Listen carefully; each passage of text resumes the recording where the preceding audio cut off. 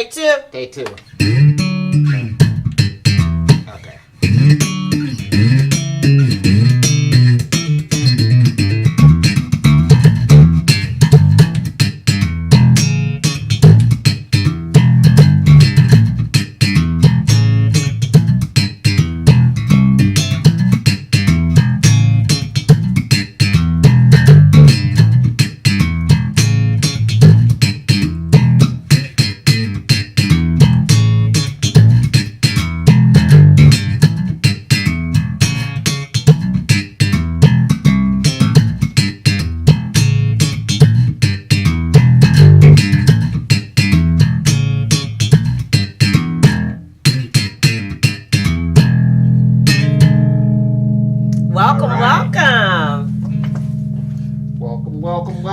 Welcome to Gab and Jam, episode 45.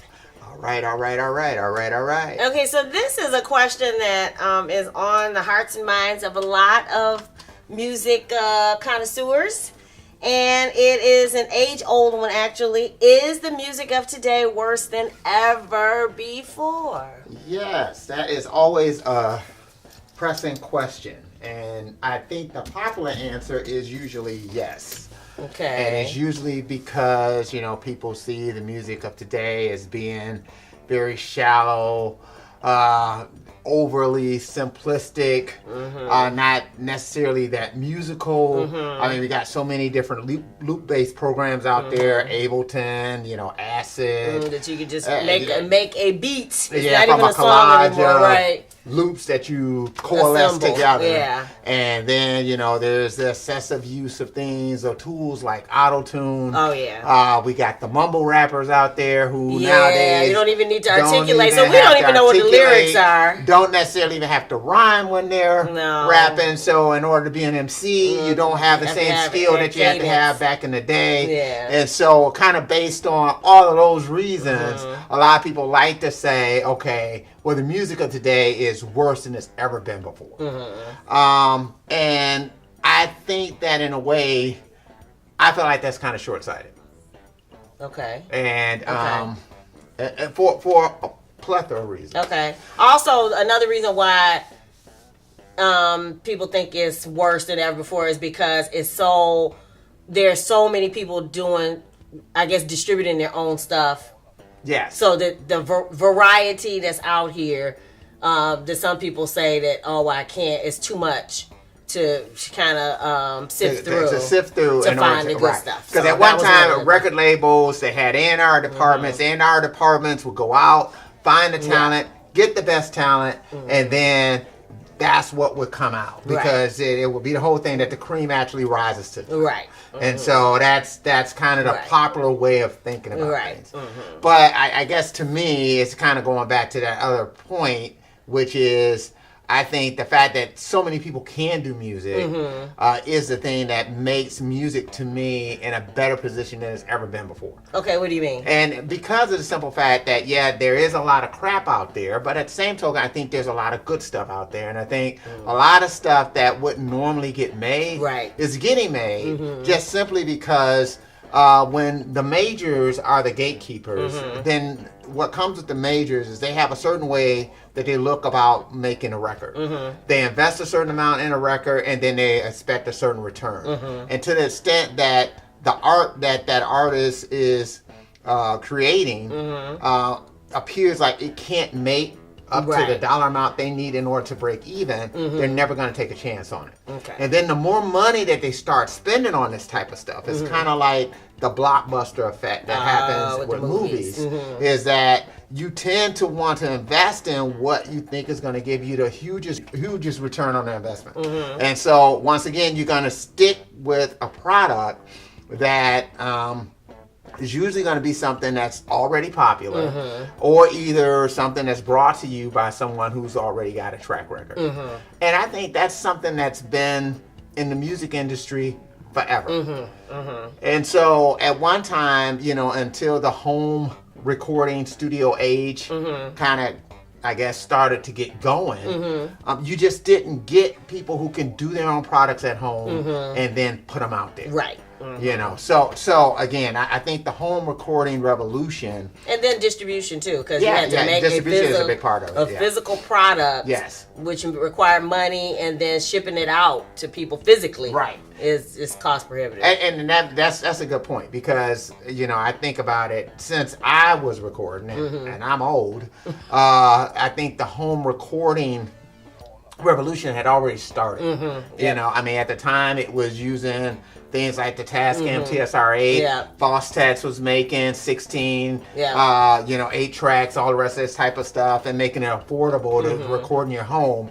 And so, so that was already happening.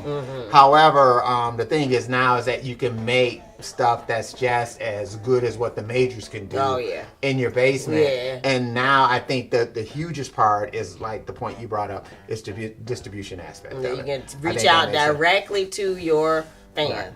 Right. But I think there's always been a shallowness to popular music. I mean, I think that's kind of what happens with it. You know, whether it's the 50s, you go back and listen to that stuff, a whole bunch of that stuff sounds alike. You know, the Beatles spun, the animals, the monkeys, the birds, and everybody else who kind of came up with these animal names. Right. In order to be the next Beatles. I mean, because and a whole bunch of people are doing the mop top and all the rest of that kind of stuff. I think that's just systematic or symptomatic, I should say, of popular music, period. That's so popular as in you try to get the most people to listen and buy. I mean, I love 70s and I love the stuff that came out in the 70s, but at the same token, we said the other day, Disco Duck. That was in the 70s. I mean, you know, right? I mean, go back, if you go back and you look at the Billboard top 10 charts and you kind of look at the stuff that was on the charts, I mean, you would find yourself scratching your head saying, what? How did that ever get to the top of the charts? You know, so yeah, I do think maybe one of the things that has happened now that's probably different than before is that people who don't necessarily can play an instrument or even can sing can now make music. And I'm saying that at one time before, I think that you just didn't see it as much as you can see it today. And so I think that's the thing that's different. So that means that now the pool of music makers is a lot broader than what has ever been before. Anybody can throw their hat in the ring. Anybody can. Everybody's got auto-tune. Everybody's got this. So anybody can make a record. Anybody can get something and put it out there, and it could sound reasonably, quote unquote, professional. And then one of the things that used to be the thing that would basically divide the ones who had talent from those who didn't was live. You know, and so but nowadays nothing's live anymore. So everybody's using backing tracks and all the rest of this kind of stuff. But, you know, and I think as far as that whole thing is, as far as a requirement that you have talent, I think we crossed that bridge a long time ago when Milli Vanilli, you know, won the Grammy for Best New Artist, and they didn't sing on the record. So, and after a while, I think people started saying, I really don't care if they sung on the record. You know, the public at large started saying that. So I think it's popular to beat up on the music of today and say, oh, this is just so bad. But it's like, in a way, to me, that's a cop-out argument. You know, popular music has always had its issues.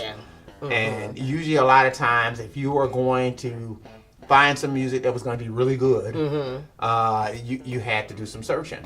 You know, you had to look under some rocks. You know, I mean, you just weren't going to go and there have always been people who do that. And I'm saying that really is the key, no matter what decade it is to search out things that you think make an artistic statement and to share it. And that's what DJs used to do more of that. And now I guess we had a playlist creators and, you know, but they're still, now the vinyl, they're digging up vinyl and all kinds of things in garages. And so there's still people who do that, and they always have been. Yeah, I mean, and it's the same thing. It's sort of like, you know, back in the day, you know, there's always going to be, to me, that time when art really kind of popularity and you get something that's really legitimately a good artistic statement. Like, you might not have agreed with Beyonce's artistic statement that was Lemonade, but I did appreciate the fact that she had put together this whole concept record and video that was so unique for its time. That to me was just as much as of an artistic statement as, say, a Purple Rain was. Now people might say, oh, that means you're saying this is greatest Purple Rain. No, I'm not even saying that, but I'm saying these were two generational artistic statements that came together. And so to me, I think you're always going to have that thing where something bubbles up to the top that's artistic, but it's also popular. But that's commercial. Right. And that's commercial is and it makes some money. Yeah, exactly. Right. You know, and that's not the norm. So to me, those are those exceptions that are going to, where it's going to happen, but that's not what we normally would expect, and we shouldn't expect it. Yeah. You know, so to me, I think it's. So the question again is the music of today worse than ever before? And my answer is no. Right. Is that the music of today is a byproduct of everything that's out there, and if anything, I think you might find that there's more diversity of the music of today than ever before. You just got to work a little bit more to go and find it. But it's out there. Right. You don't just flip on the radio to get to it. Yeah. What do you think? I mean, do you agree that things, they're different, but it's really the same, as in, you know, you can find good music or you can find a lot of crap? Or do you think that no, things have completely changed? What is your opinion on it? We'd love to hear it. Yeah. Also, if you want to be featured as a review on the show, make sure you go to wherever you listen to the podcast and leave a review, and we probably will be featuring in upcoming episodes. Also, South by Southwest meetup. Yes. In March. Yes, in March. And we're going to be doing vlogging. Vlogging, summer, everything. Right. So, yeah. So look out for it. It's going to music stores. Might do a little bit of buskering. We're just going to be having a lot of fun there. If you dig the vibe, make sure you subscribe.